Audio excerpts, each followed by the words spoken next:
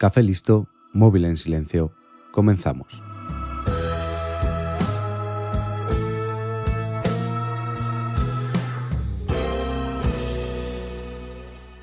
Hoy te traigo una historia de las que nos gustan mucho. Una historia de David contra Goliat, del grande derrotado por el pequeño. Hoy en 15 minutos te traigo la historia de Espartaco.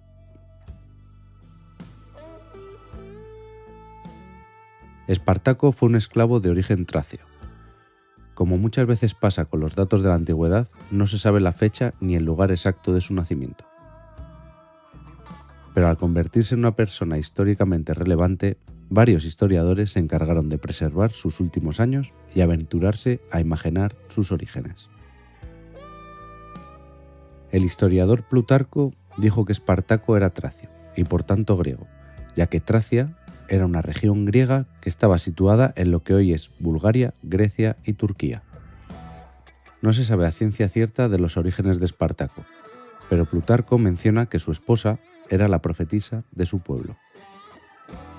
Además, el nombre Espartaco era normalmente utilizado por príncipes y reyes de los pueblos de las regiones de Tracia y el Mar Negro. Por esto, y porque le describen como un hombre culto y con conocimientos militares, se deduce que Espartaco pertenecía a la nobleza. En el año 146 a.C., los romanos establecieron la provincia de Macedonia, que incluía parte de Tracia. Al ser conquistada esta zona, Espartaco se vio obligado a formar parte de las tropas auxiliares romanas. Esto, que tiene un nombre tan elegante, no era otra cosa que ser obligado a entrar en el ejército romano, pero en un escalafón muy inferior porque no eras un ciudadano romano. Espartaco no quería formar parte de estas tropas auxiliares, por lo que desertó junto con su esposa, pero Roma no permitía la deserción, así que fueron capturados y vendidos como esclavos. En el mercado de esclavos, Espartaco destacó por su físico imponente y fue comprado por un mercader que lo llevó a una escuela de gladiadores cerca de Capua. Se suponía que allí Espartaco debería aprender a combatir en los juegos de gladiadores, para más tarde servir como entretenimiento a los romanos. El entrenamiento le vino bien y destacó en la arena convirtiéndose en un murmillo. Un murmillo era un gladiador que iba equipado con un gladius, que es una espada romana ligera, un escudo rectangular como el de los legionarios, espinilleras, un protector de brazo y un casco grande con cresta y visor para proteger los ojos. En el año 73 a.C., Espartaco ideó un plan de huida apoyado por los esclavos celtas Casto y Cánico y los galos Crixio y Enomao. Llegado el momento, se armaron con útiles de cocina y junto a 200 gladiadores intentaron escapar de la escuela. Mientras escapaban de las legiones romanas, muchos gladiadores perdieron la vida, consiguiendo huir solo unos 70 gladiadores. En su huida asaltaron unos carros que transportaban armas para la escuela de gladiadores. Gracias a este golpe de suerte, los rebeldes consiguieron estar armados y se volvieron contra las fuerzas romanas que iban en su búsqueda. Las autoridades romanas subestimaron a los rebeldes, que sin nada que perder y mucho que ganar, derrotaron a los soldados que los perseguían. Una vez eliminada esta partida de búsqueda, los sublevados se escondieron en el monte Vesubio, donde instalaron su campamento y empezaron a saquear los pueblos cercanos. Parece ser que el ejército de rebeldes no se agrupaba como un ejército normal, con una jerarquía bien definida y bajo un mando único, sino que cada líder de la revuelta contaba con fieles debido a sus orígenes o afinidad.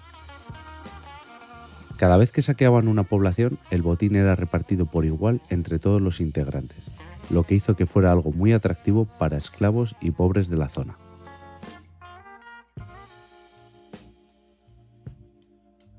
En este momento, la rebelión de Espartaco no se tomaba como algo serio desde Roma, y como el grueso de las legiones se encontraba en Hispania y en el Ponto liberando diversas batallas, se mandó una unidad de 3.000 hombres al mando de Claudio Glabro para acabar con los esclavos. Como ya te he dicho que no se tomaba muy en serio a este grupo de gladiadores, Claudio Glabro estableció su campamento al pie de la montaña y no tomó la precaución de fortificar su posición. Espartaco obtuvo esta información gracias a sus espías y decidió descender por la parte más escarpada del volcán con la ayuda de cuerdas hechas con enredaderas. Los esclavos, sin ser detectados por los confiados soldados, atacaron la retaguardia de estos. Los mataron a casi todos y se apoderaron de todo el equipamiento de la unidad romana. Espartaco y los otros líderes sabían que esta victoria iba a doler en el orgullo romano y que estos no tardarían en enviar una fuerza mayor para acabar con la rebelión, por lo que decidieron entrenar como a un verdadero ejército a todos sus hombres para poder así tener una posibilidad de lograr la libertad.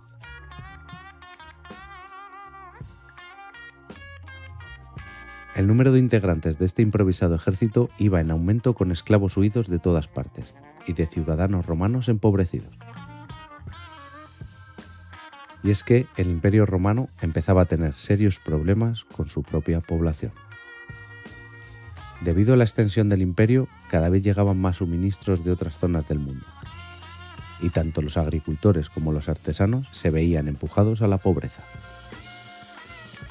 Las mercancías que llegaban de las nuevas tierras conquistadas eran más baratas que las producidas por los ciudadanos romanos, y los campos de cultivo se empezaban a convertir en grandes extensiones dominadas por un noble y cultivadas por sus esclavos en vez de por los agricultores locales.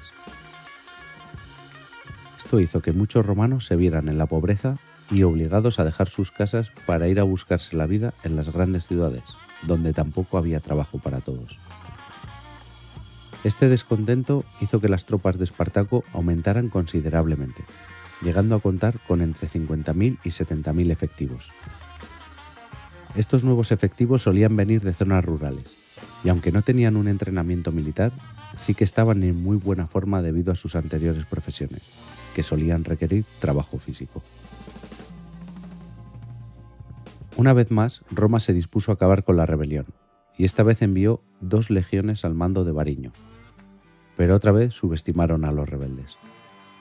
Variño decidió separar en 3 grupos a sus legiones, para poder así rodear a los sublevados. Pero Espartaco, gracias otra vez a los informes de los espías, decidió salir al ataque e ir a por cada grupo individualmente, venciéndoles a uno detrás de otro. Esta nueva derrota hizo que Roma se tomara esta revuelta más en serio. También, con esta nueva victoria, los rebeldes sabían que lo tendrían cada vez más difícil, ya que habían herido otra vez el orgullo romano.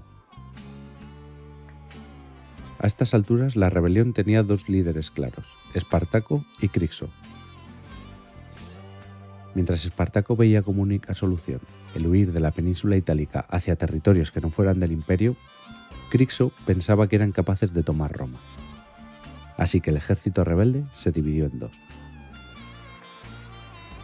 Espartaco decidió que debido a su número era imposible escapar por mar, y encaminó a su ejército hacia el norte, para escapar por los Alpes hacia Germania, y así poder vivir en libertad.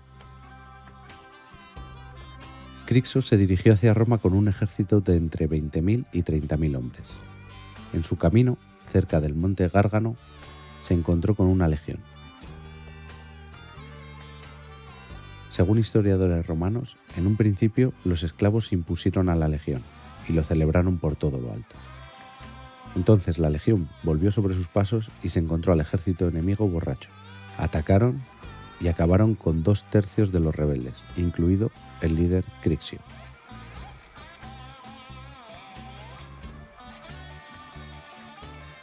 El ejército de Espartaco, en su camino hacia el norte, no paraba de crecer, ya que se unían a él esclavos y romanos pobres y llegaron a ser unos 120.000.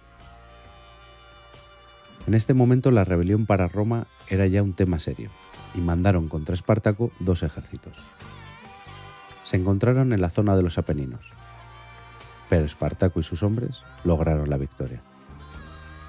Se dice que en venganza por la muerte de Crixio y sus hombres, Espartaco obligó a 300 romanos capturados a luchar a muerte entre ellos como si fueran gladiadores. A estas alturas a Roma le hubiera venido bien hacer caso al dicho que dice: a enemigo que huye, puente de plata. Pero como ya te he dicho, el orgullo romano estaba herido, y si algo tenía Roma más grande que su imperio, era su orgullo. En Módena, un nuevo ejército esperaba a los rebeldes para cortarles el paso, pero una vez más fueron derrotados por Espartaco y sus hombres. Ya nada les impedía cruzar los Alpes, pero contra todo pronóstico, el ejército de Espartaco dio media vuelta. Una teoría dice que después de tantas victorias y queriendo vengar a sus compañeros caídos, el sentir mayoritario del ejército era que podían conquistar Roma. Y Espartaco no tuvo más remedio que hacer caso a sus hombres para no perder el control. Aquí es donde se ve que no eran un ejército real, y firmaron su fracaso. Si hubieran sido un ejército real, Espartaco no tendría que haber dudado y hecho caso a la mayoría de sus hombres, ya que sus órdenes hubieran sido acatadas, o quizás no. Cerca de Roma, el ejército de Espartaco se encontró con 8 legiones comandadas por Craso. Este ordenó a 6 legiones adoptar posiciones defensivas y mandó a las otras 2 a atacar por la retaguardia. Pero otra vez más, el orgullo hizo acto de presencia, y estas 2 legiones, al mando de Mumio, atacaron antes de tiempo, para ser ellos quienes se llevaran la gloria, pero fueron derrotados. Esto dio a Espartaco una zona de huida, ya que las 6 legiones fueron ganando terreno y derrotándoles en pequeñas batallas. Espartaco se vio obligado a retirarse cada vez más al sur, llegando al estrecho de Mesina. Según Plutarco, Espartaco hizo un trato con unos piratas para que les llevasen a él y a unos 2000 hombres a Sicilia, donde quería volver a hacer una revuelta de esclavos para aumentar así sus tropas. Pero los piratas, como buenos piratas, cogieron el dinero y lo dejaron tirado. Craso aprovechó que los rebeldes estaban atrapados al sur de la península y construyó un muro de 65 kilómetros de largo para que no pudieran escapar. Por otro lado, el general Pompeyo, que regresaba de Hispania, se dirigía al sur mandado por el Senado para acabar con Espartaco, y otra vez apareció el orgullo. Craso se enteró de que Pompeyo venía para llevarse la gloria, e intentó negociar con Espartaco, pero los términos expuestos por los rebeldes no fueron aceptados. Una vez más, ante todo pronóstico, las fuerzas de Espartaco obtuvieron un éxito. Utilizando reses con antorchas en sus cuernos como distracción, lograron atravesar las fortificaciones romanas y huyeron hacia el norte, llegando cerca de Strongoli, donde acamparon. Las legiones de Craso les pisaban los talones y acamparon cerca de ellos, y mientras construían unas trincheras, algunos grupos de rebeldes les atacaron. Al ver este ataque, más romanos acudieron, y a su vez más rebeldes. Lo que empezó como una escaramuza se convirtió en una batalla campal donde se impuso la disciplina romana y aniquilaron a los rebeldes. Se cuentan diversas maneras en las que Espartaco murió, algunas de manera muy épica junto con sus hombres, y otras cuentan que murió abandonado por sus hombres cuando le vieron herido. Lo cierto es que no se recuperó su cadáver. Craso capturó a 6.000 rebeldes y los crucificó a lo largo del camino que unía Capua con Roma. Pero aunque la victoria sobre los rebeldes se debió al mando de Craso, fue Pompeyo quien se llevó la gloria, porque de camino a la batalla se encontró con 5.000 rebeldes huidos y los aniquiló. Después de esto, rápidamente escribió al Senado para hacer saber que aunque Craso había luchado contra el ejército de Espartaco, fue él quien aniquiló la rebelión. Espartaco fue considerado por los romanos como un hombre del saco, y se asustaba a los niños mencionando su posible presencia. Un ejemplo más de que la historia la escriben los vencedores. Y como lo prometido es deuda, en menos de 15 minutos, te he entretenido o lo he intentado. Recuerda que puedes encontrarme en todas las redes sociales como @arcachofas. Deja tus comentarios y valoraciones en cualquier aplicación de podcast. Estaré encantado de escucharte. Recuerda también que en 15 minutos pertenece a la productora de podcast Fantasy Factory, donde también encontrarás otros podcasts que te pueden entretener. Un saludo y hasta la próxima.